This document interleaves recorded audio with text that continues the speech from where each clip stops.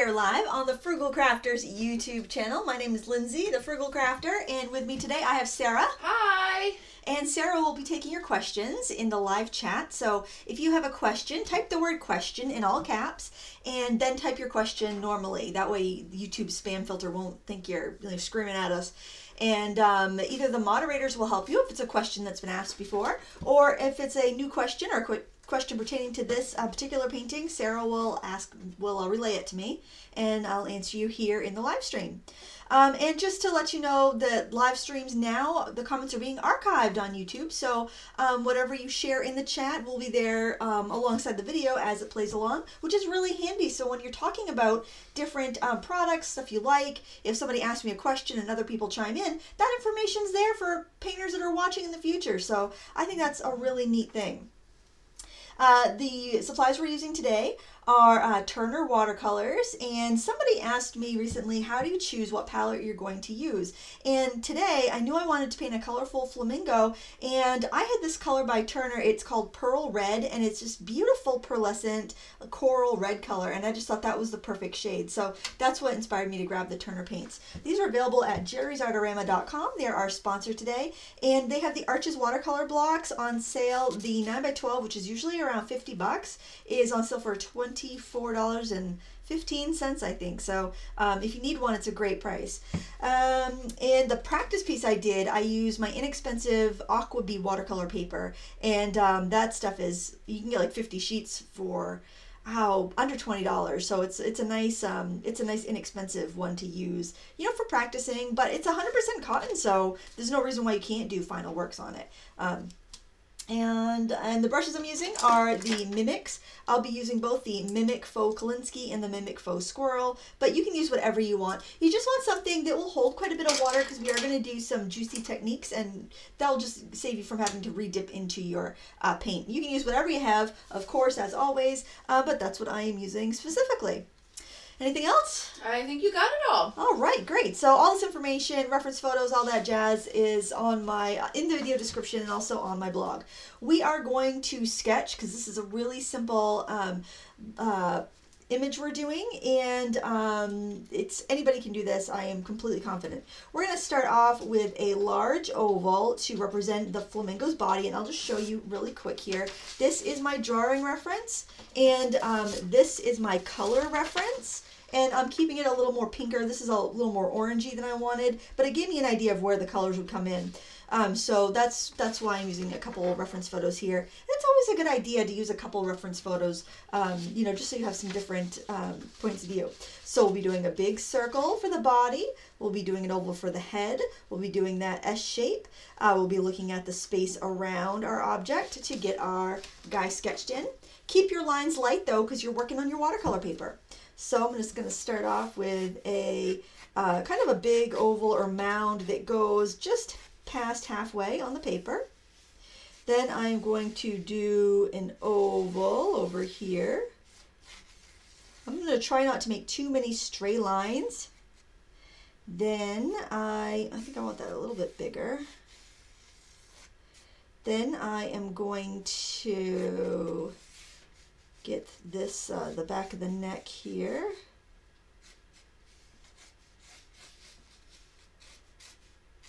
And loop it around so I have this little teardrop shape in here. And then I am going to get this shape in here.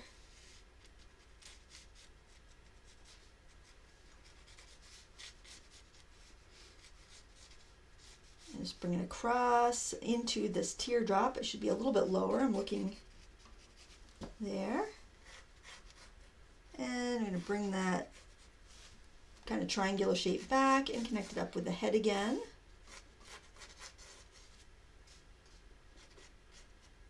And just kind of fuss with it a little bit till I'm happy with the way it looks. And then after I have the basic shape in here, I will erase the lines I don't need. I'm going to tip this a little bit and make sure you can see it all right. So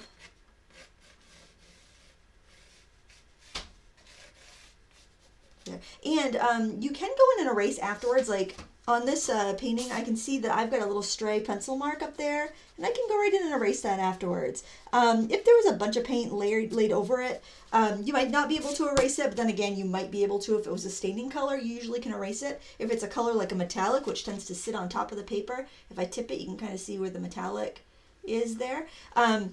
You wouldn't be able to erase that because it'd be a barrier, but if it's a staining color, it erases really well. And I've done that before, gone through and erased afterwards. But I gotta tell you, I love seeing pencil marks on people's artwork. I think it gives you kind of like a sense of where the artist went with their sketch. Now I'm gonna go in and erase the lines I don't need. I apologize for the table shaking, because it's gonna, because this is a drafting table I have set up on its like highest level because I like to stand when I work, so it just makes it a little bit wobbly. And I'm using the end of this pencil eraser because it is a soft vinyl eraser. You just want to make sure you don't use anything too abrasive on your watercolor paper, because that can damage the sizing and it can make the paint absorb more where you did that. And I just use a watercolor brush to brush off the crumbs. That way I don't smear my pencil lines and I don't get hand oils or lotion or anything on my picture. All right, so that's all you need. You just need those basic shapes there. If you want to go in and add some more detail, we can go in, and I'll tip it again because it does glare a lot with the lights. Go in and put the forehead here, get the eyeball.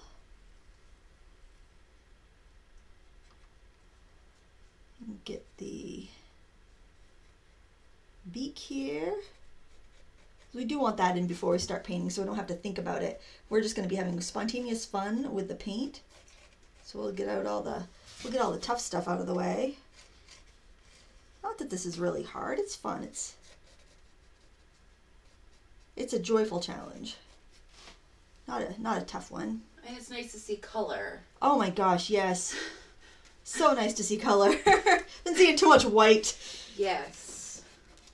Too much snow, too much gray. Okay. And if you do feel like you need some help with drawing, I have a new course on drawing. It's linked up in the video description along with a 50% off coupon if you want to give it a whirl. I do notice that this paper is a little more textured than my aqua bee, so my eraser crumbs want to cling to it. There we go. Okay, so we're going to begin by using a large round brush to wet our flamingo.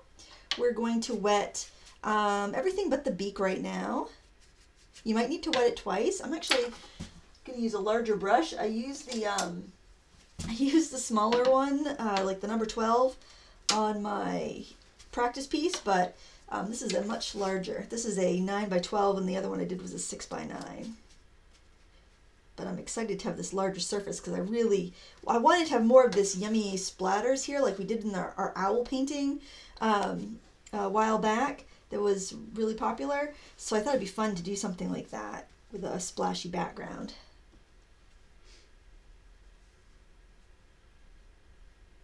This is a Princeton Neptune I grabbed.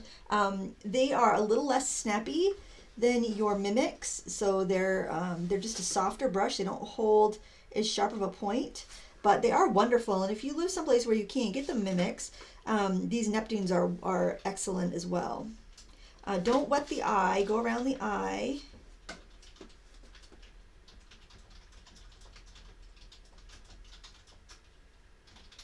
And if you're not sure if you've wet an area or not, tip it to the light and you'll see it shine.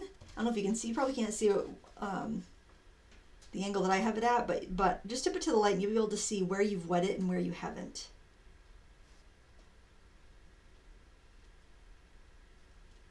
I like the lines. I feel like the sketch gives it a lot of character. And I'm also just going to flick on some water. So in case some of my paint wants to travel, I'm going on a little adventure, it'll look kind of cool. Okay, I am going to switch back to my mimics though to apply the paint. Because it just gives me a little more control. And we're going to make a mix here. If you have like a quinacridone coral, that color on its own would probably just be ideal, but I didn't here in this palette. So I'm going to take a little bit of rose red, which is a PV19. It's kind of like it's a little cleaner than alizarin crimson. But it's not quite as purple as magenta. It's a cool red though. I'm going to grab some pyrrole red. And by mixing those two together, I get a nice coral. And then I'm going to add in some of my pearl red. But if you don't have pearl red, don't worry. Use whatever, like if you have like a iridescent medium, that'll work just fine mixed into the colors that we've already got here. Or if you have like any sort of crafters, like even if you have like Wink of Stella, yeah, because maybe you do watercolor painting too, so you have that, that will work fine as well. And I am just going to very loosely add in some color.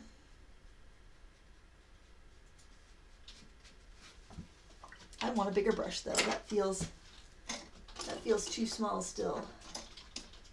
I want to mix up a little more color too. I have magnets on the bottom of my pans, but they're not, they're sliding around in my palette. I might have to come up with a different solution.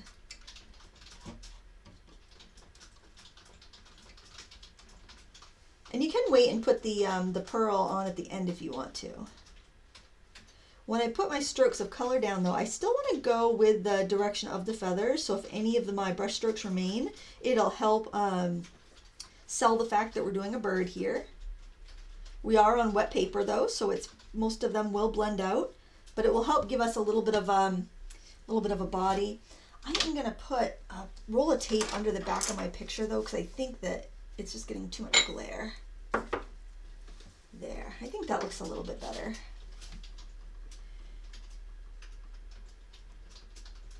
Now the Turner watercolors are a little bit more like a Eastern watercolor. They're transparent, but they're not as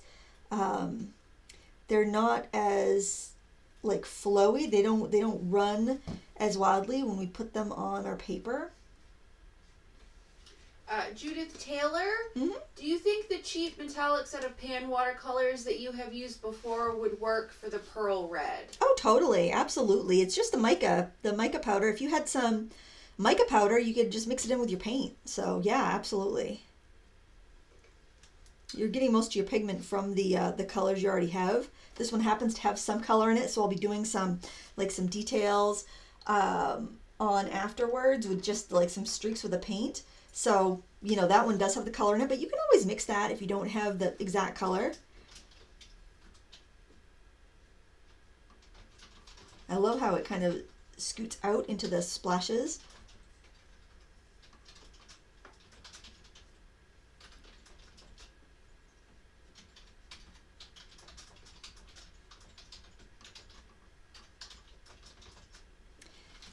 Okay, and while I have this wet, I can go in and add some deeper shadows in some areas. So I will just pick up some more of the rose red and the scarlet.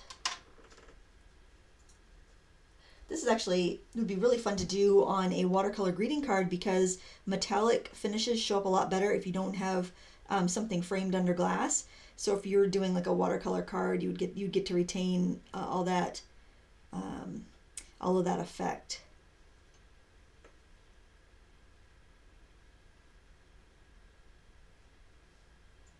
You can switch to a smaller brush if you want to.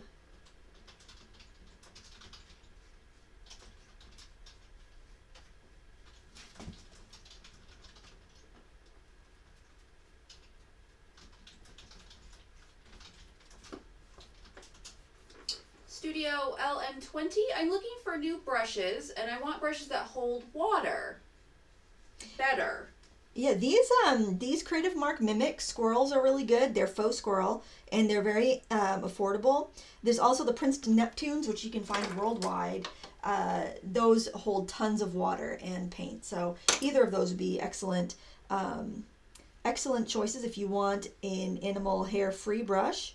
Royal and Langnickel have a brush called Zen, which is really good. I believe it has a mix of squirrel and synthetic fibers.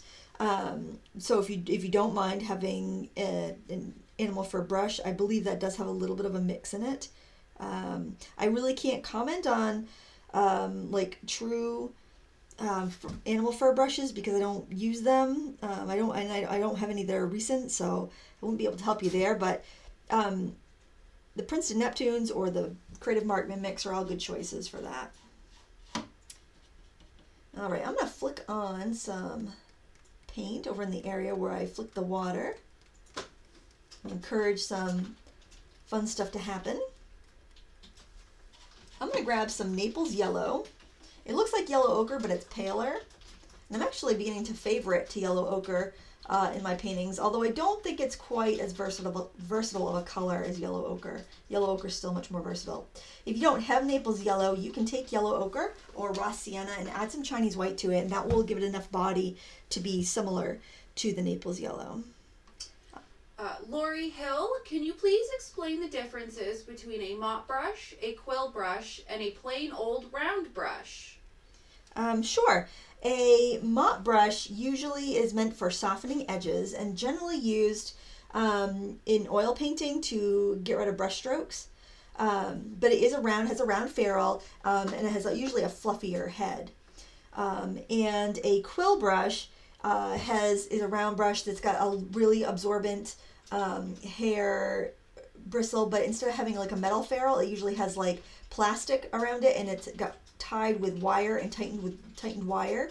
And that's a really soft, floppy, absorbent brush. And then a round brush can be made of all sorts of different materials, and you know, it's usually got a metal, well, an artist brush would have a metal ferrule and should usually come to a nice point. But there are, you know, rounds that are a little bit more blunt. But they're all round brushes, but those are specific round brushes.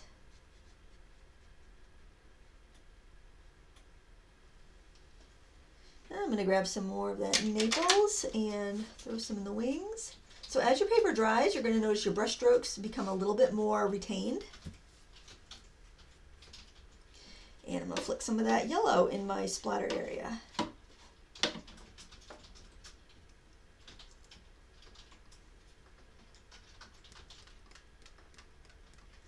And also, I'm going to flick some water over the flamingo itself so I can get some interesting texture on the painting. So you're going to be making like cauliflowers on purpose, kind of.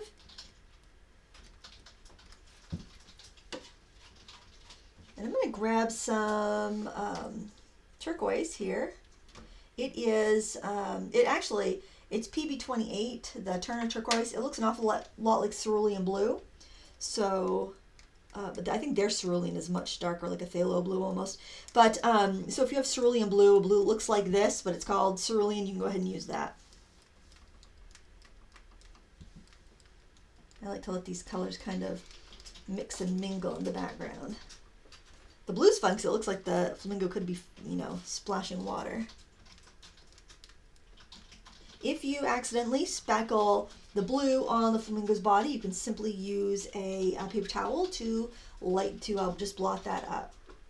Now at this point, I think I am going to dry this, and I'll be running my heat tool to dry this. So if you have any questions, it'd be a great time to relay them to Sarah to ask me. Do we have any questions yet? We're all caught up, but probably get some as we wait here.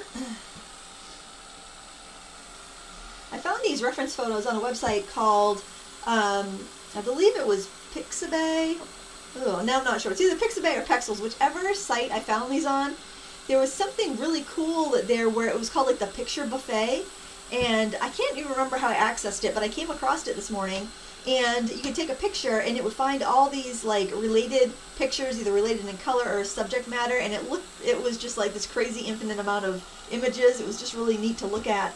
So sometime if you're stuck for an idea, I recommend browsing those sites and seeing if you find something that sparks your interest.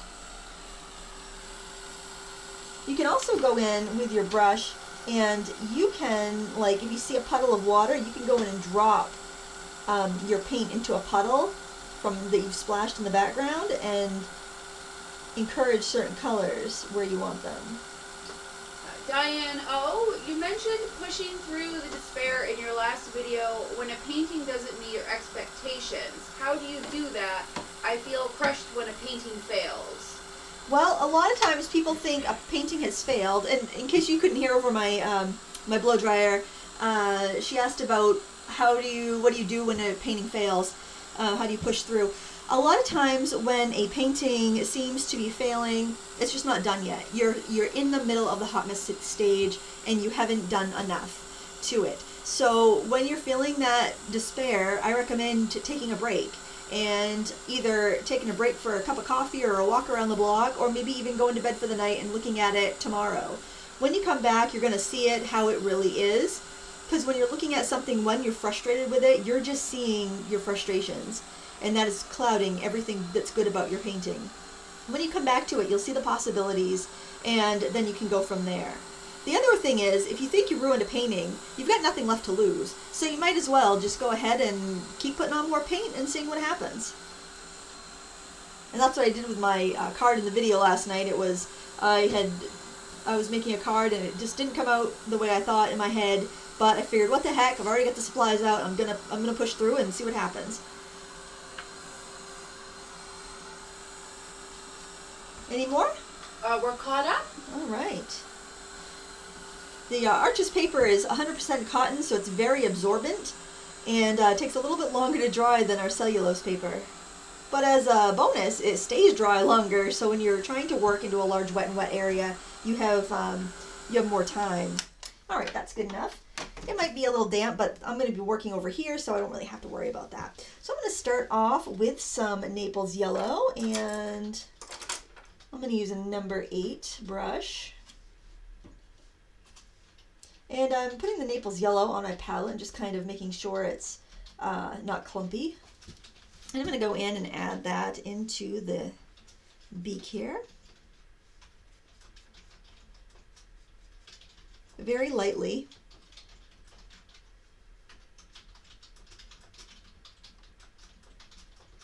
Naples yellow is a warm color. It's also slightly opaque, so it can go muddy on you. So you want to make sure you have water in it.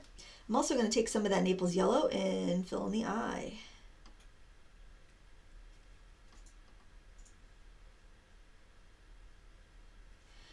I'm going to grab a little bit of my turquoise, mix it with the Naples yellow, and I'm going to add a little bit of my red in there and gray it down. A little more blue to make it more cool rather than a warm gray. And I can add some of that into the beak as well.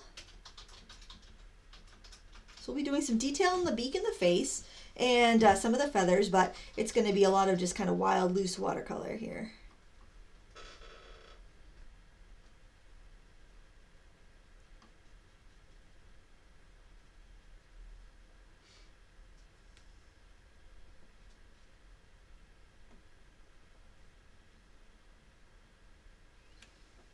I might scrub a little bit. I feel like I've come in a little bit too far with that part of the face.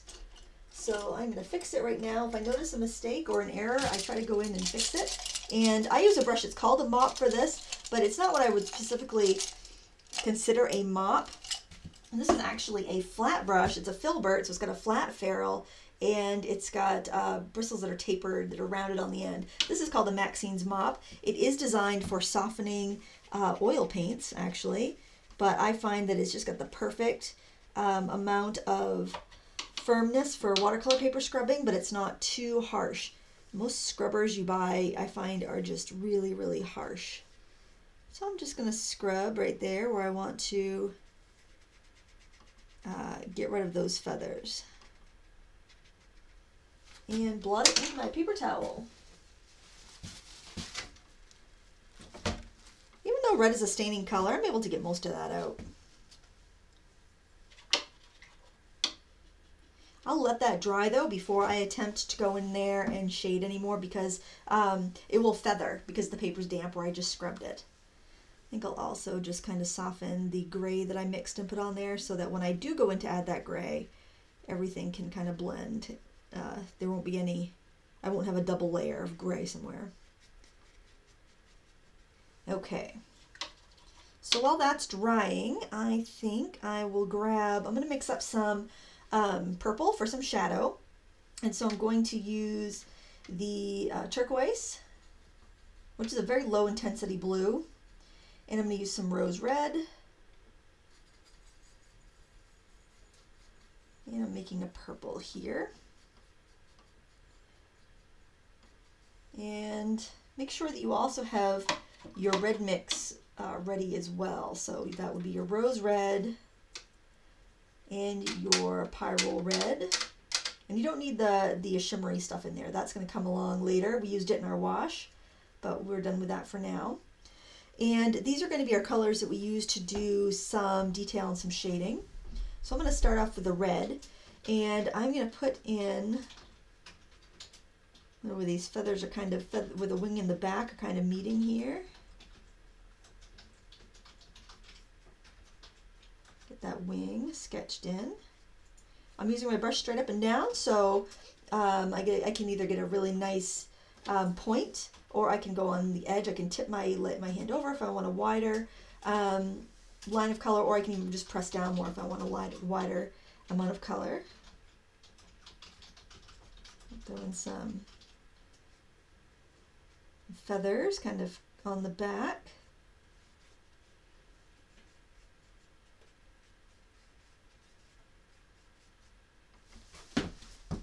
And I'm also just going to, oh, add a little water. That's a little dark there.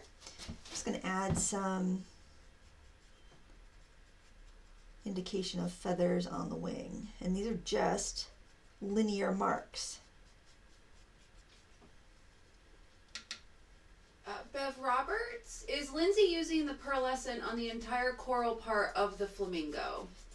In that first wash I did, but now I am just using the transparent colors. We'll come back for some highlights with the pearlescent later, but I just kind of put it in that initial wash so everything would go together. I want a bigger brush. I'm going to a number 12. Soften some of those feathers I put on the back. So my brush was a little too small, so my lines were a little light. Now I feel like on my monitor the red looks super red on my picture. It's not really that red in real life. Seems a little oversaturated.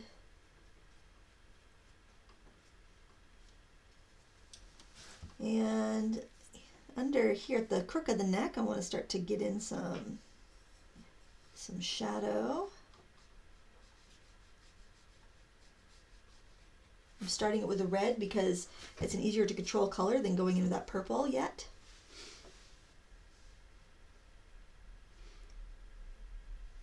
And you want to take care with the neck because the neck kind of overlaps the back a little bit, so you just want to make sure that you know what part of the body you're working on there.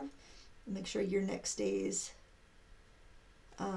thick through there, so you don't end up having a deformed neck because you let the back overlap the neck.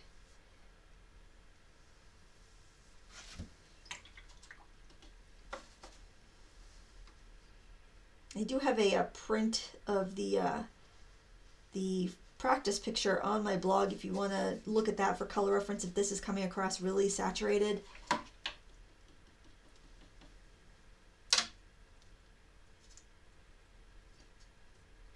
And just to reiterate, if you had quinacridone coral, that color on its own will be fine. I had to mix those two reds to get the proper corally red that I wanted.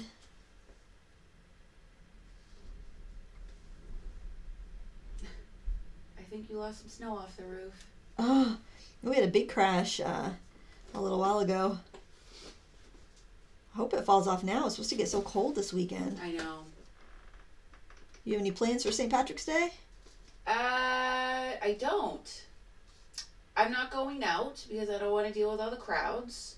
Yeah, that's true. And yeah, I don't. John's gonna be on base, so I'm assuming a couple of my friends will come over and we'll have a few adult beverages and watch a movie or something. Oh, there you go.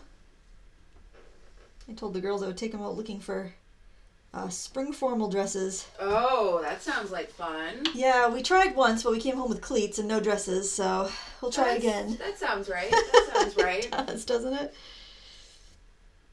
Rabbit Child, what is your favorite media to use with watercolor? Ooh, I would probably have to say colored pencil. I like to mix colored pencil and watercolor. I like pastel too, but definitely, I definitely find myself going to colored pencil. It's really easy to enhance a watercolor, because colored pencil is also a little translucent, so you still keep a lot of the same qualities, whereas like pastel is so much more opaque. If you're going over with pastel, or gouache is really opaque.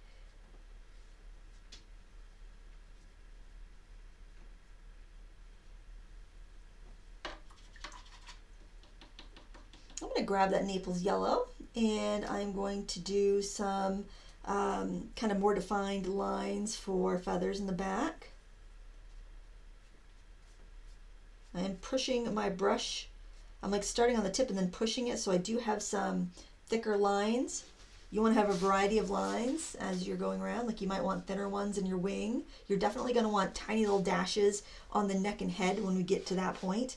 Like if I'm doing it over here on the chest, or the front of the neck rather, because it's front of the neck, I'm going to just pat, pat, pat, pat with my brush, the tip of my brush, just tap, tap, tap. So I have those little soft, small feathers that they have, and then when you're on the back and the wing, you've got much wider feathers. I can go up here on the head with this, and I can just tap, tap, tap, just like butterfly kiss the paper, basically. The tip of your brush is just grazing the top of the paper.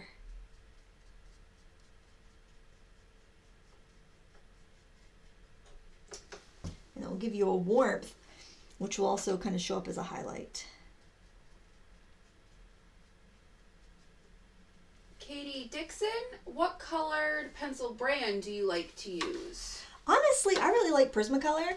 Prismacolor has taken a lot of flack because they break. The cores can break if you drop a Prismacolor pencil. You can pretty much guarantee that you're going to have shattering in the core, shattering of the lead. But it's honestly my favorite. I just really like it. I'm going to mix up a gray with my turquoise and a pyrrole red.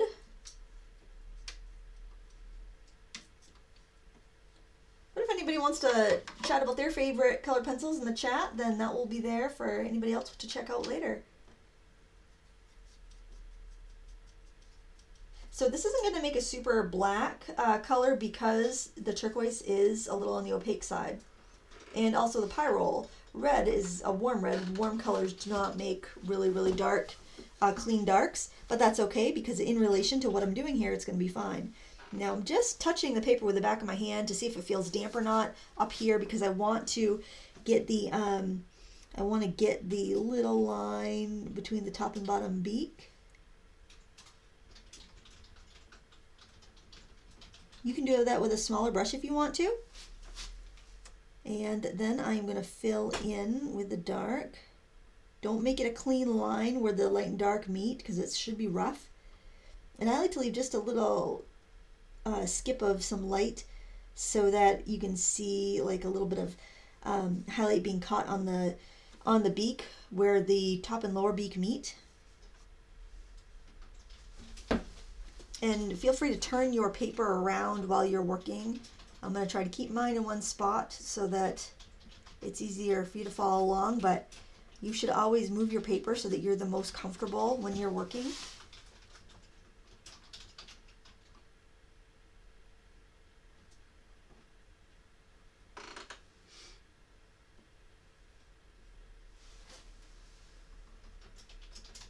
And so like if I was doing this picture and I didn't like keep that little highlight left out, I could go in later with colored pencils and I could bring that back, or I could go in with a gel pen or an acrylic paint marker, or any of those tools.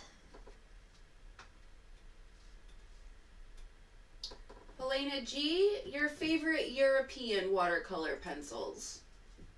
European watercolor pencils. I'm assuming she means European brand. Gosh, I like Inktense by Derwent. They're super vivid. They're beautiful. But honestly, for my the European brand I use the most would be my Spectrum Aquas. They're very soft. They're fairly affordable. I don't feel like if I drop one or I lose one, they're pretty inexpensive to replace. They're the ones I use the most. I feel like they're a softer lead than the regular Derwent watercolors. And I feel like they have a really good range, like from pastels to really vibrant colors like the Inktense do. So So yeah, that's what I use the most. I mean, I think any decent brand is gonna be good. I probably have more than I can use in my lifetime. Honestly.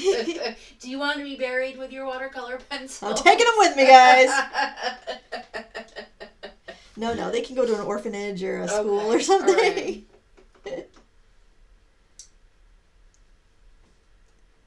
Someplace they'll be appreciated. There should just be a museum of stuff Lindsay used to create with. Because when you'll be so famous that we can auction them off and make oodles of money. There you go. What do you mean, we? You think you're going to outlive me, Sarah? Theoretically. Well, you are younger. You are younger than me. Not by much, though. Just a couple of years. Jerry Luden Bell, do you like the Faber-Castell Alfred Durr watercolor pencils? Those are beautiful. And this is horrible, but they're so precious and so expensive that they stay downstairs in my studio in their tin. Hidden.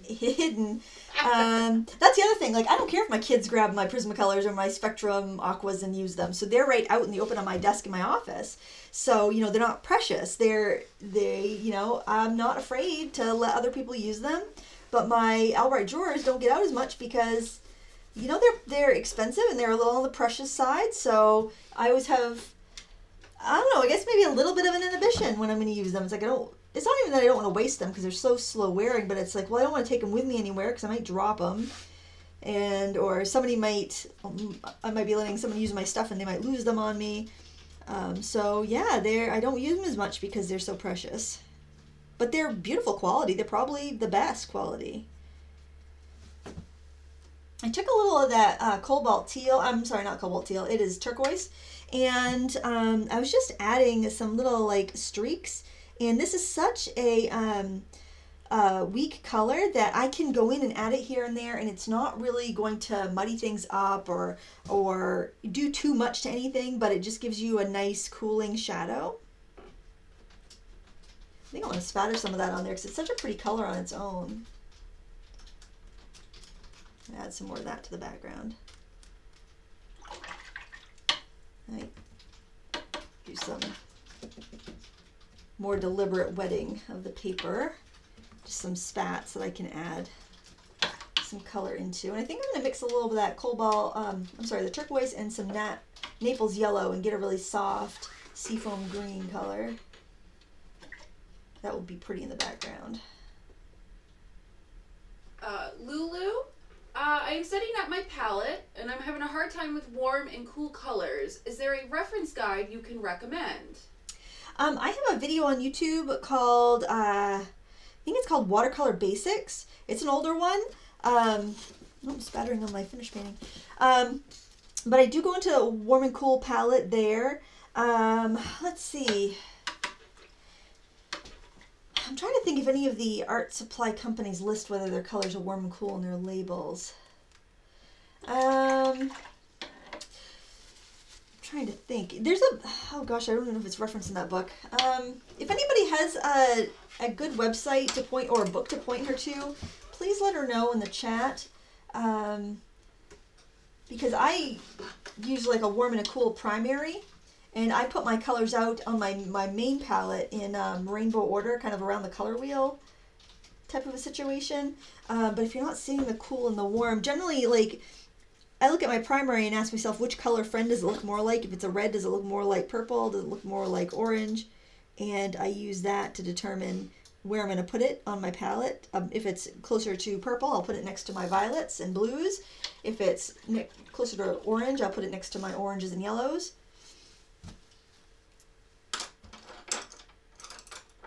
Oh, you know what? Stephen Quiller. Look up Stephen Quiller. He has a palette that's actually designed for that color wheel. I have not been to his website, but his theories, I think he probably has something on his website that would help you. If he designed a palette that was in that, that format, I imagine he's got resources. Now I've switched to a smaller brush. This is a number, goodness, I think I might have rubbed the number off of this. It's a number 2 round, Mimic Kolinsky. And I did add a little bit of that cobalt teal. I'm sorry, I keep saying that. Turquoise, and it would be pretty if you use cobalt teal. Turquoise and Naples yellow mix to the eye, just to kind of add a little rim of it. And I'm just going to go around and start adding some shadows there. I'm going to mix in, I've got purple on my brush, but I'm mixing into that turquoise and pyrrole mix because it's a little grayer. And I'm adding a little shadow kind of under the feathers here onto the beak.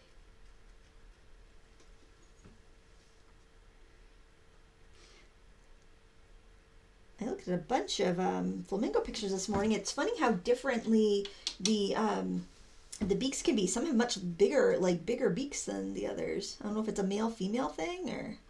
I'm not sure. I'm not familiar with flamingos. I'm not either. I've only seen them a couple times. Although if it wasn't so cold here, I'd probably try and have a couple of flamingos in my yard. Oh, that would be nice. But they wouldn't like it here in Maine. No, they'd be indoor flamingos. They'd have to be, and then John would not. He would not go for that at all. Yeah, I think keeping any big birds inside would be difficult. No. I mean, just having like one sick chicken at one point, it was all. That was more than enough. That was all more than enough, yeah. And even when they were chicks, I mean, man. Big birds get stinky, and chickens aren't even that big. No, but stinky. Yeah, I don't think you can litter box train them either. Doubtful.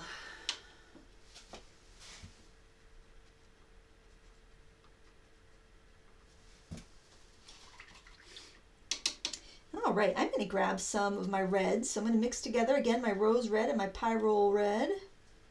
Make a nice coral color. And I'm going to do a technique here. We're going to use two brushes, but it's not the traditional two brush technique. It's kind of similar.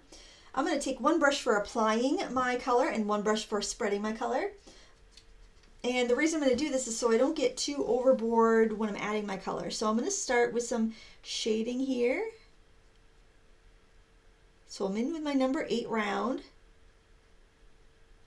And I am flicking on some feathers, but these are feathers that are going to be shadow. And it's going on the bottom of the cheek, around the neck. Bigger strokes towards the bottom of the cheek and the inside of the neck here. And then while that's still wet, I'm going to go in with my smaller brush. Make sure your smaller brush is dry, because I just had a bunch of water on that. And I'm going to start kind of spreading it out, just like tapping it out. We want to build a little bit of texture here.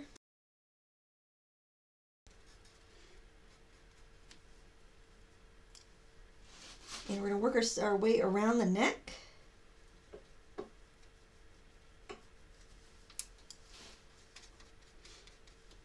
And we'll be doing some of this with some purple that we mixed later. This will dry pretty quick though, so we won't have to wait too long before we do the purple.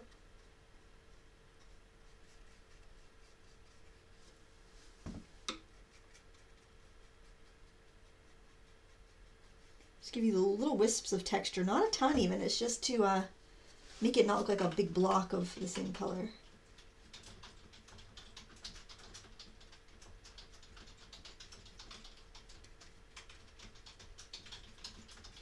It helps define the form.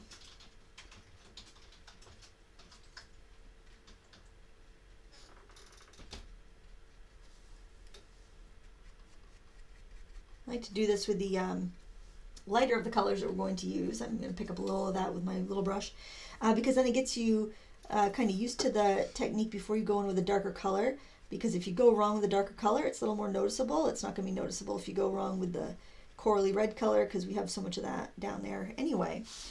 And I'm going to do the same thing with our purple, and we'll get these our darker values in now. And we've mixed up that purple already, and that was the turquoise and the rose red. And this is going to come in on the bottom here.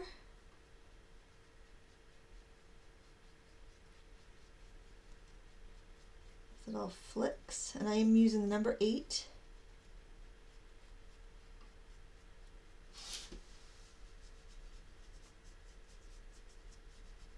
And I'm just working on the tip here as I bring it in towards the neck. I'm going to mix some more up.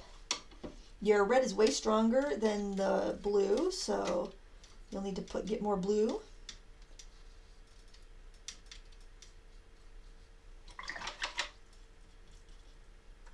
That's the rose red. If you use the pie roll, you're going to end up with a gray.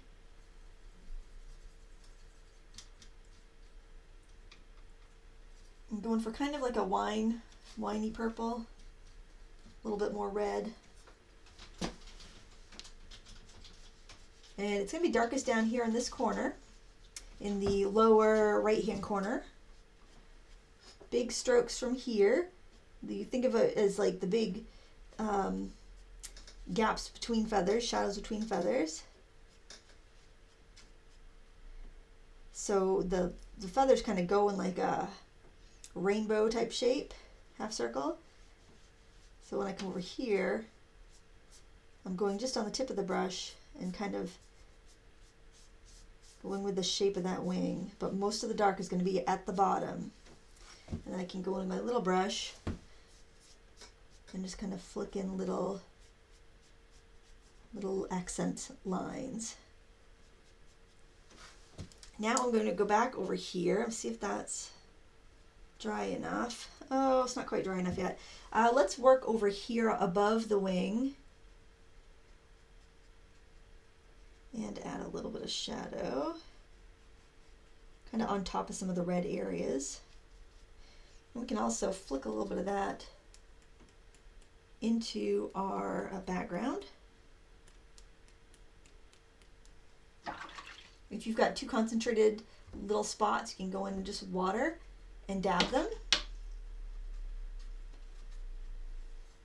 And you can even drop paint into some dabs. That's kind of how you can get a nice, more random look with your spatters. You can get a random look, but you can control where it goes a little bit.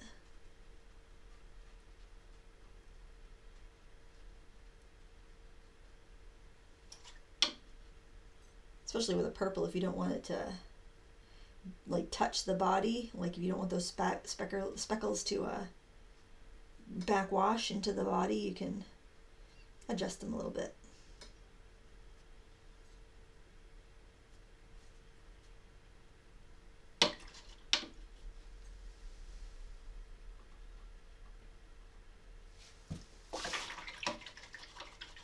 Okay. I think I'll try deepening up the beak while I'm waiting for the neck to dry. I also need to do some details on the eyes, so that turquoise is still pretty wet over there. I'm going to mix up some nice dark. So I got my pie roll and my blue. I'm going to add a little bit of the rose red to that, because that's a cooler red and that will darken it a little bit more. It just still has a little bit of a purple bias to it, but it's not bad. And I am going to glaze over with streaks in the beak. I don't need to have a solid black. I do want to have a little bit of texture there, just a little bit of, not really texture so much as you just being able to see that the beak is not a solid block of black.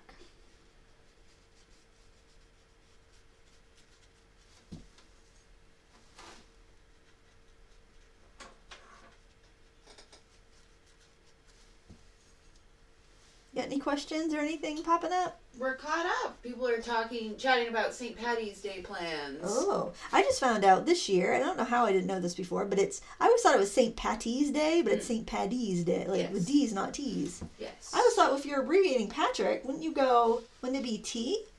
Because Pat, like P-A-T? Probably the original name had D's.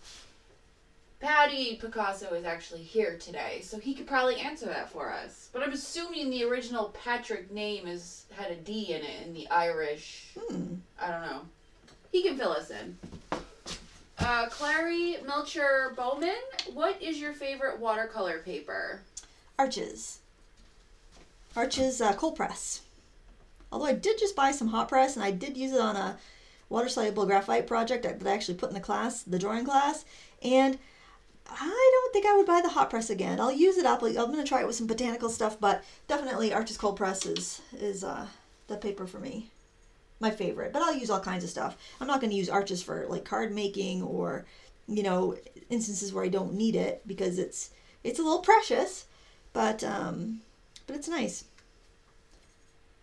And that's the one that I will if I see a good deal on it, then I will stock up. I've stopped stocking up on nearly everything, but if I see Arches cold press on a really good sale, I will stock up.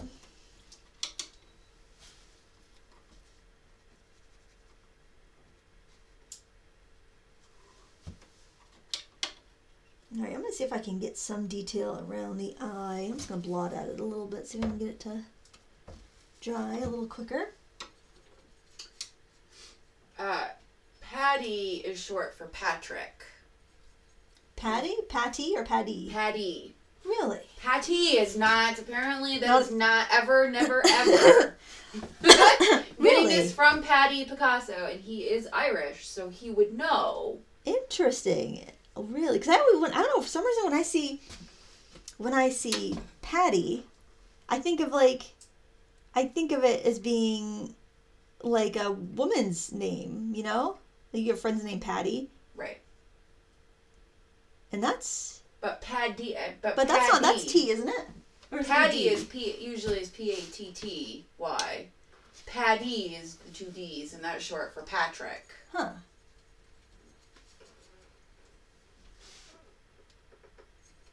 You learn something new every day. I saw somebody on Facebook, they said it's Patty, not Patty, you know, and other, and it was in other St. Patrick's things you didn't know. And I was like, oh my gosh, I always thought it was the other way. And I think I even have a rubber stamp that says St. Patty's Day. Ooh. Yeah. I think it was a bargain bin dollar rubber stamp too. Like one of the craft store dollar ones. You should have recalled that, guys. Not put it on sale for $1. Well, the crafter's taking flack now. It's all right. We're learning. We're asking questions. We're learning. It's okay. Then you wonder if you spell it with a T, if that's does it mean something else in another language and it's offensive? I don't even know. Well, we have somebody else who lives in the U.S. who's Irish. Irish are called Paddies because of their historic love of a nip of a drink, and then you get hauled off to jail in a paddy wagon. Oh my gosh, is that where a paddy wagon came from? Apparently. I'm surprised that word still exists then. I don't think the Irish get up in arms as much as other people can. Huh, I never thought about that. I don't think they're as sensitive about that. I don't know. I've never been. I'm making assumptions. I'm using my small brush and that purple that we mixed and just putting in little flicks of hair here, or fur rather. I think I'm just going to stick with a little brush. You don't want to go overboard with the purple. This is that number 2 Mimic Kalinsky.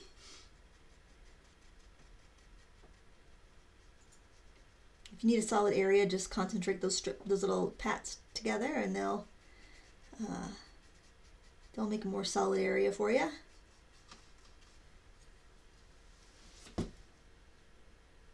You could use a liner brush if you didn't want to redip your brush so often. However, the longer the bristle, the less control you have. So you might end up with some wayward strokes. So in this case, it might be better just to redip more often.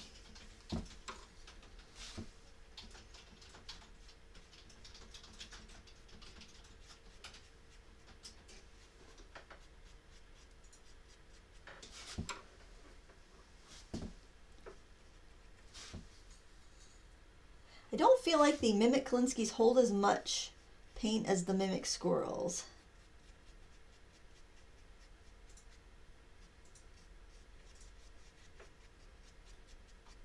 If you get too much, or you feel like you've got it too concentrated, Just keep kind of blending out with it until it looks natural. Now when you get up to the neck, I want just kind of like a little sliver of a shadow where the neck is touching the back. And then you can work that shadow in with little flicks.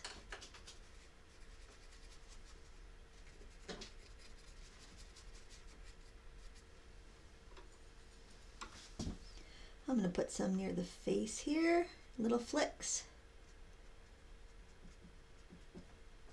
These little dashes that you're putting in there are representing tiny little feathers.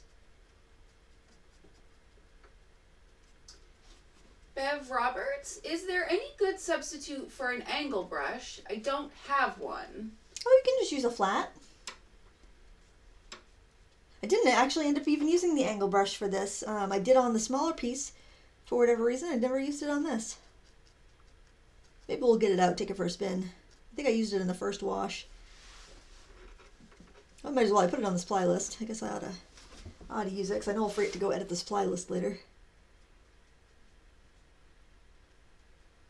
Oh, I did draw the winner of the sketching supply box from last week. That is on the blog post from last week. I always notify my winners via email. So you'll have an email if you won, but it's also on the blog post.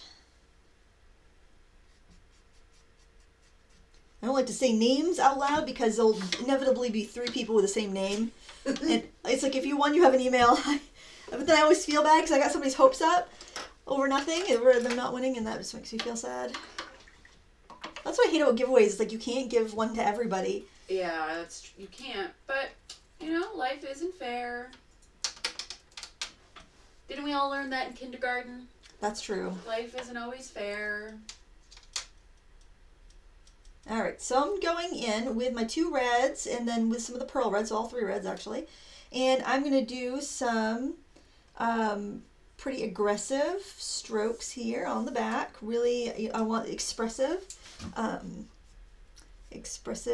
shade. Actually, we can do that with the angle since I just talked about the angle.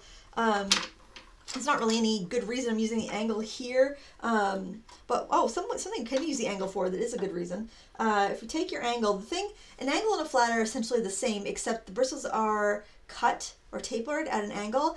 And the thing that's handy about this is if you like to do a technique called side loading, it's really easy to remember what side your paint's on.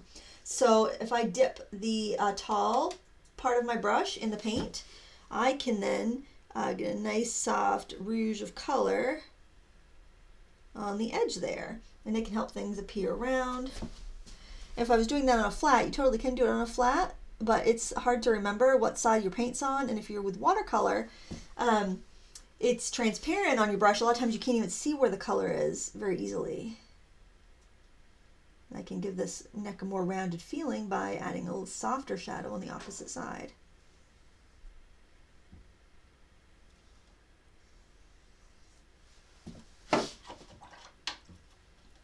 Yeah, that does give it a little bit more shape too. If you do end up getting a little bit too harsh of a line, you can just go over it with a damp brush and soften it. We'll do that on the chest too, or I guess that's still neck. So again, you want to make sure your brush is clean and just blot off the excess. You do need it to be damp, otherwise your paint can't travel and you'll have a harsh line. You won't have a soft blend. So damp brush, just do that edge of your brush in the paint. And then we'll start it here on the bottom of the paper. Our tapery, our longer edge near the outside, and then we'll just give it a really soft shadow. If you need more, reload your brush and just go right over it. And if it didn't blend very well, you can just keep working. You can work back and forth until you've got just what you want. And you do that on dry paper. Your brush is damp and you've got wet paint on the tip, and that's how you do that. So I'll go ahead and use this for some of the feathers. That'll be fun. I need a little bit more color. Also, if you have to mix up a lot of paint, using a brush that's a traditional synthetic versus a faux fur synthetic, it's firmer and it's a little bit, it will save your other brushes a little wear and tear. So you can go on the end and get really fine lines. You can get broad lines by using the flat of the brush. And it's kind of fun if you feel like you keep getting the same brush strokes. By switching your brush, you can get a different look.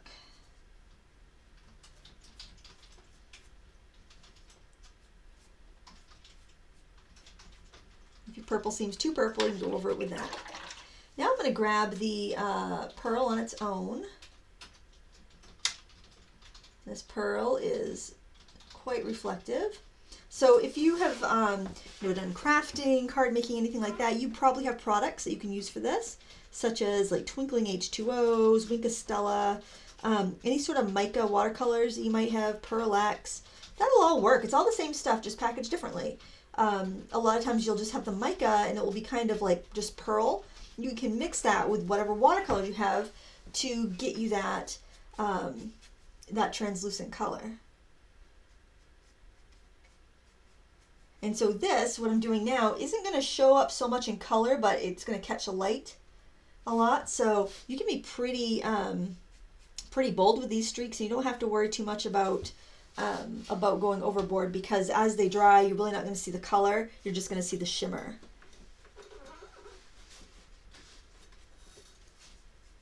But I will try to get those choppy, short choppy strokes so it does look like feathers.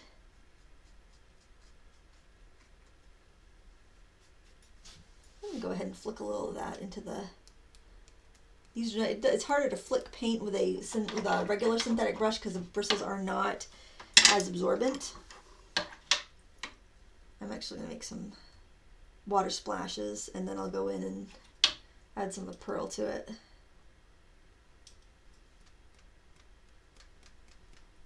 And if you get some of the splashes of this on the bird, it's no big deal. And if you don't like the splashes, you don't have to do the splashes. That's completely up to you. You can dab that in here and there too. I love the layers of splashes. It makes it very whimsical. Yes. And I do like my whimsy. Okay, I'm going to go back in with my Naples and kind of highlight some areas.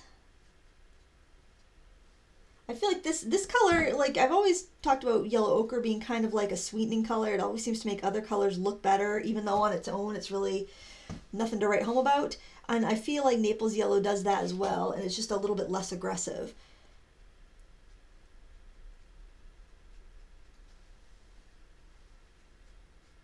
Like I can do some pretty like wild strokes here with this Naples yellow, but since it's such a mellow color, it's not going to be too much.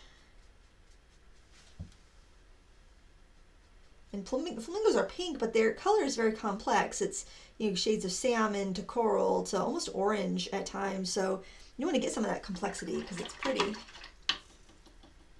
Some turquoise.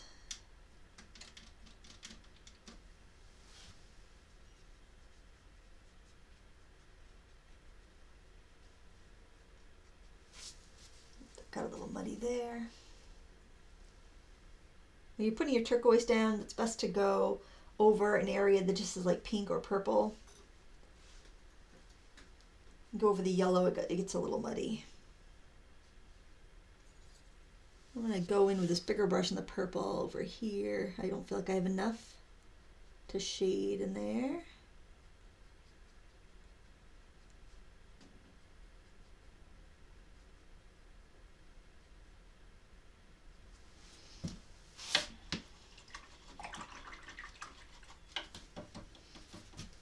And then you kind of want to take a look at it and see if you need to, see what else you need to do.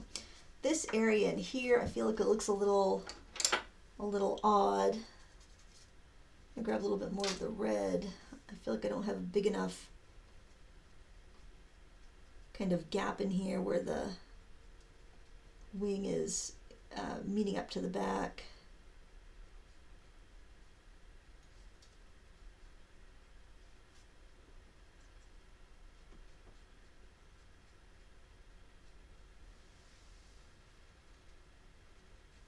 And I feel like I want to add some more little flicks from the clumps of feathers on the wing.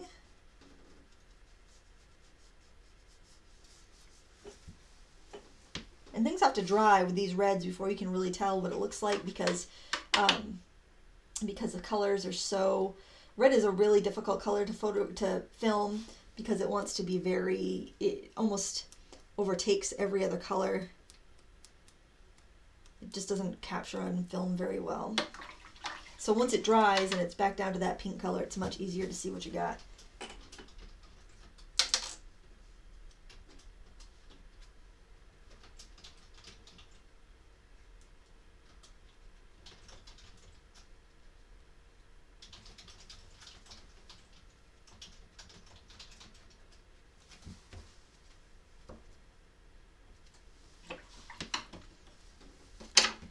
Going to see about maybe lightening some areas,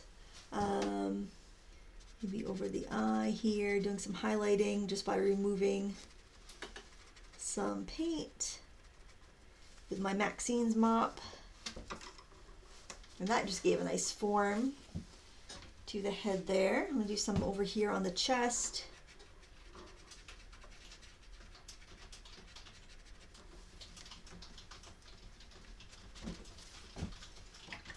You can use a bigger brush. This is a bigger area you're working on. If you have a larger hog brush you want to use to lift. The nice thing about that mica on the first layer, it actually does give us a little bit of a barrier, so that if you're trying to remove highlights, it keeps the red from staining the paper too badly.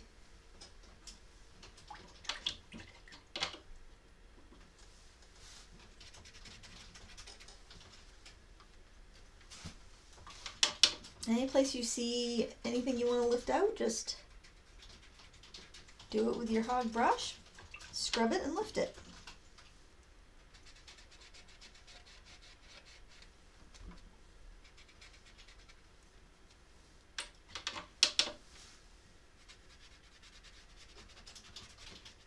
You do need to have some contrast next to an area you want highlight to appear though, so if you're trying to pull out a highlight next to something that's white, you might not get the highlight that you're after.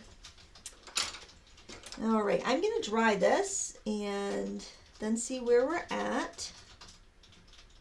See if there's any little splashes I want to add in there. If there's any like drops, I can add color into any droplets before I do that.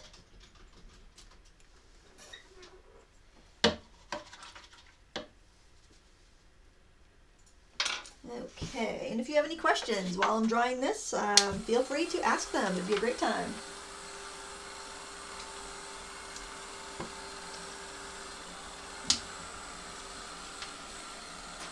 Becky B, best beginner brushes on a budget. Best beginner brushes on a budget, I would probably say the Princeton Snap line of brushes. They're very affordable, high quality, reliable, and inexpensive. I think I had a set that had like a 1-inch flat, number 8 or 6 round. I think it was a number 8 round and like a number 2 round for like $6 or $7. I know AC Moore has a good display of them. Ocean State Job Lot even carries them, and I think probably most department stores, most craft big box stores would have them. They're very inexpensive. Or the Royal and Langnickel Comfort Grips are pretty inexpensive. I think they're $2 to $3 to $4 a piece. And you just buy the sizes you want.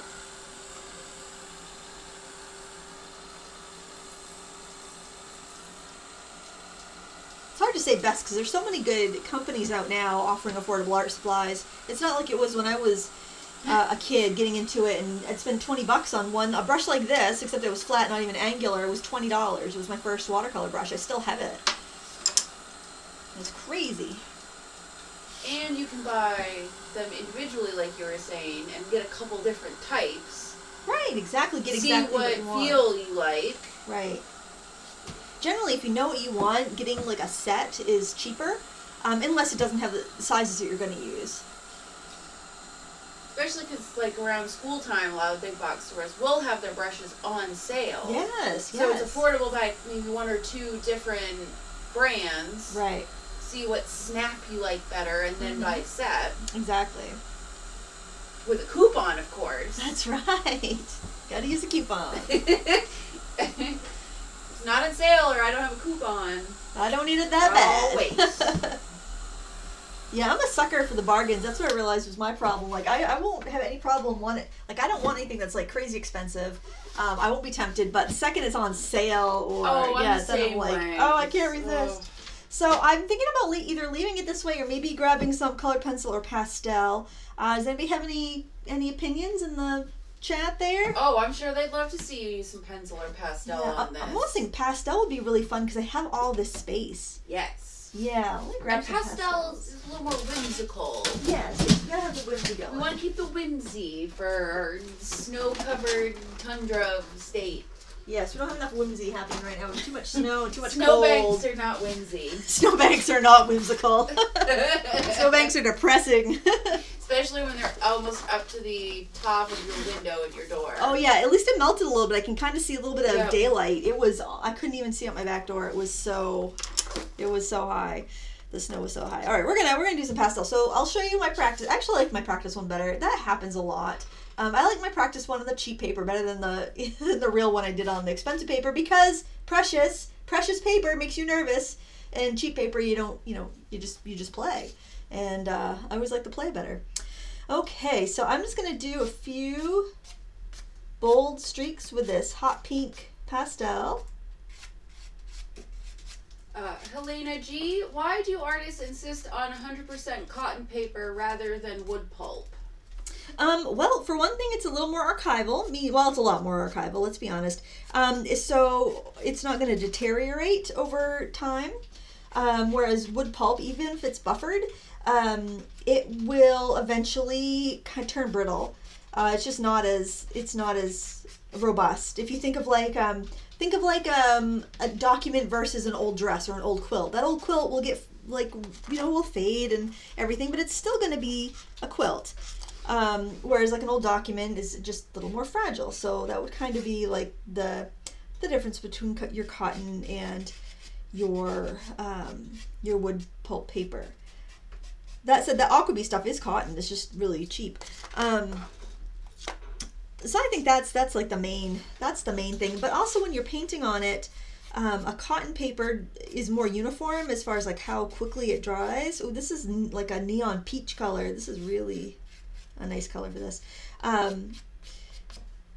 So like when you're doing a wash, if you're doing a big wash with watercolors and you wet your paper and you're trying to do like a nice pretty stormy sky, for instance, your cotton paper is going to be a little bit more predictable because once you wet the paper, it's going to hold on to the same tension of water all over, whereas the wood pulp tends to dry out in spots randomly.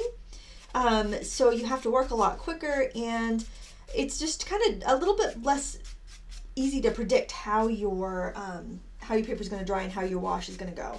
So you just get a little bit more, more uniformity and results that will be the same from time to time. And oftentimes, the paper is made from long fibers of cotton, so it's stronger, and you can keep like scrubbing into the paper and removing paint if you need to, and it won't like pill. A lot of times with your wood pulp papers, it only takes so much scrubbing before the paper will start to break down. And so if you're an artist that likes to go back in and scrub a lot or do a lot of layers, your wood pulp paper might not be able to handle that much wear and tear. Which pastels are you using? Someone was asking. Oh, these are the Faber-Castell 32 soft pastel half stick set. I can put a link up later. They're not terribly expensive. They're about the same quality as those Royal Langnickel ones I used last week, except that set didn't happen to have a bunch of pinks in it, so I grabbed this one. Any pastels will be fine. Whatever you have. Use what you got. You can even use oil pastel. I bet that would be pretty. Use some oil pastel, you get that nice creamy texture. Get some sequins, glue some sequins on there for more sparkly splatter. Hey, there you go. Well, speaking of glitter. speaking of sequins, I was volunteering painting sets for my daughter's play, and they're doing something Wonderland. It's a combination of it's a story written with, like, it's got the characters of Wizard of Oz and Alice in Wonderland, and so they needed Emerald City. So I painted this big Emerald City set, and I had it all, and it's all, you know, kind of fool your eye. It looks sparkly. It's got, like, you know, depth and dimensions, like a bunch of emeralds basically stacked up, like a big, kind of like the Fortress of Solitude the Superman has, but it's all like with the crystals, but it's all emeralds. And then I was thinking, oh, what about sequins and glitter when the spotlights are on it? Wouldn't that look cool? Yeah, I think so. Good. I think it will, but I never know if my thoughts are kind of tacky, because I tend to go a little on the tacky side. Well, but you have to remember too, on stage you can go a little tackier than you would, because you have to make sure people in the back can see it. That's true, yeah. So I'm thinking, I'm going to call the music teacher and ask her if she wants me to bring down my glitter. I say do it. See what she says. Now, if anything is too rough looking for you, you can go in with your brush and you can dampen some of these. Like I've said before, the reason I don't love to use fixatives is because they wet the pastel and it darkens it. So the same is true if I decide that is too bold. I can go in with my wet brush and I can soften any of these marks I've made, and it will also help lock them into the layers of paint. So so if you do a layer pastel and you're like, oh, I made a terrible mistake, why did I do that? Which isn't how I'm feeling here. I actually like the pastel. But if it's too much or it just seems a little too bold, go in with a wet brush. You're not going to hurt your brushes. Just rinse them out real good when you're done. But then you've kind of got this beautiful, like, fusion happening between an opaque and a pastel media, which the cool thing is you're controlling this. I mean, one of the worst qualities of watercolor paint is somebody saying it's chalky, because sometimes you get some paint that's not that great and it's kind of chalky. But when you're doing this, you can actually control that amount of opacity that you might want, and you can keep those linear qualities of the pastel. And that might lock it down just enough that if you want to go in with pen or some colored pencil, you can. Now, you will be picking up some media when you do this, so if you're going to be switching from drastically different sections of your painting, you just want to rinse it so you don't carry like a purple chalk over to where you're using light pinks. But you know, you can soften it right down. You can keep some marks really deliberate and vibrant, and you can keep some, you know, make some a little bit softer. PMB 5005. What is the difference between watercolor and Inktense blocks other than permanence? Can you get good watercolor look with Inktense blocks? You totally can. I find that the Inktense blocks, and I don't see this with the pencils for some reason, but I do when I use the blocks, they almost have a bit of a chalky appearance to them when they're dry. I'm not sure why, but the big thing with Inktense to remember is that once you do your picture and you wet it, the paint is permanent. So you can glaze over with other medium, with even water, and it's not going to disrupt what you've already done. So I think that's the best quality of the Inktense. So as long as you're not working on something where you want to scrub back to the white of your paper and be able to readjust, you're fine. You don't need to have both types of pencils or both types of paint. You can just use the Inktense. Inktense is not light fast though. That's you know, kind of a drawback, so keep that in mind. It'd be kind of like using Copic markers or another dye-based product, but I think it's fun. I think they're fun to use. I think I'm gonna go. I don't know if I want to use black in there. I had that black pastel in my hand, but I thought better of it. I'm afraid that might be like a black hole. Like I want maybe a little bit of purple in there. Otto Kano, I used to be a theatrical lighting designer, and yes, absolutely go for the sequins. Okay, thank you. Another alternative is holographic paper. Huh. So... Well, I have tons of sequins and glitter, so I think I'll do that because I already painted everything. The glitter doesn't show up so well, but the sequins are the way to go. Yeah, okay. I need to do glitter and sequins. Maybe it would have like a sheen, or maybe it would just be too much. I don't know. But it's Emerald City too, right? That's true, yeah, so, it's Emerald City. You know, we don't want subtle. No.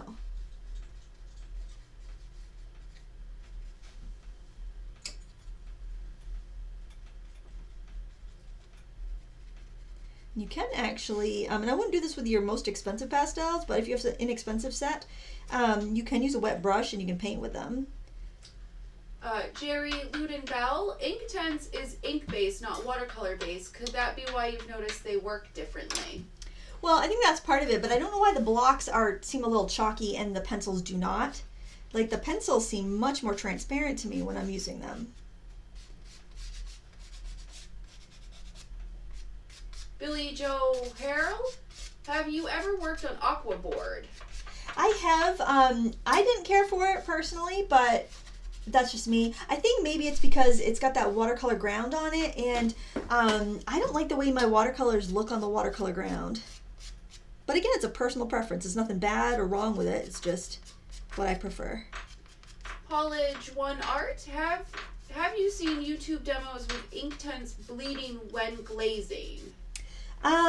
The only time I haven't, but the only time I've personally had bleeding when glazing was once when I used a bright red. It was like cherry red or something. And when I went over it, I had wet it and let it completely dry like you're supposed to. And then when I went over it, it did bleed. That's the only color I've had that experience with. I think a lot of times when it bleeds after glazing, I think some of the pigment particles from when you first laid down that color did not get dissolved completely, because they need to be dissolved, and then you need to let them completely dry in order to be able to glaze over them without them bleeding. And if you're coloring really thickly, which is what I had done anyway, it's really hard to dissolve those lower layers if you're really coloring thickly with that pencil or that block. So I think that's pretty much what happens. At least that was the situation when I used it. And it's easy to do. If you have a heavy hand when you're coloring, it's going to be really tough to dissolve all of that ink. I'm going in a little bit more of this kind of neon peach because I like it so much. And I felt like this neck looked a little dark, so.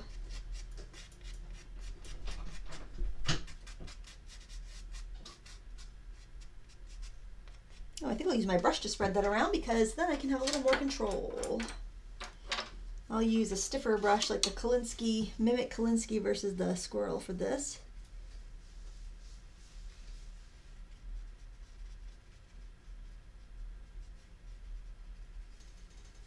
All right, do we have any more questions, or are we all good? All caught up. All right, well, I think that this painting is done. Maybe a little highlight in the eye with a gel pen, and then I'm going to call it good. Walk away. Walk away and come back tomorrow. It always looks better the next day. So it's my little gel pen. Hopefully I haven't used it in a couple weeks, so hopefully it works all right. Just adding a little highlight in the beak. And do a little around the eye here.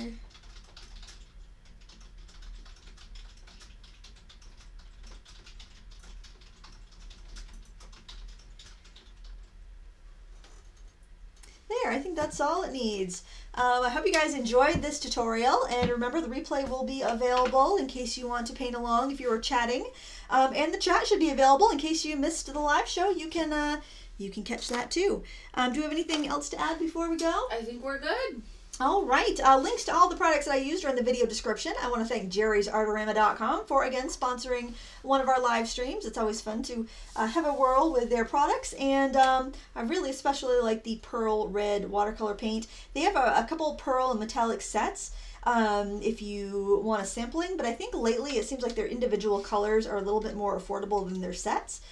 So look at both and see if there's the colors you want in a set before committing to a whole set, in case you just want different colors or what have you, because I've noticed they've gone up in price recently on the toner paints everywhere. So you want to be a smart shopper. Make sure you're getting what you're going to use. And if you're interested in my drawing class, I also linked that down below with a coupon code to save you 50%. That's only good until the end of the month. So if you're thinking about giving that a try, we'd love to have you in class. Thank you so much for watching. Until next time, happy crafting.